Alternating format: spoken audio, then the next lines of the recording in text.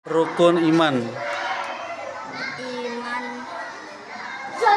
kepada Allah, iman kepada malaikat, iman kepada Rasul, iman kepada kitab Allah, iman kepada malaikat, iman kepada qada dan qadar.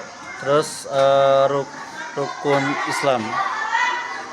Syahadat, sholat, puasa, zakat, haji.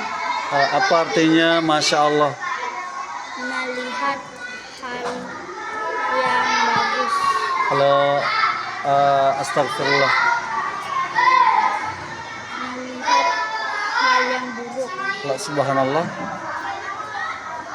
Ya subhanallah. Ketika Kita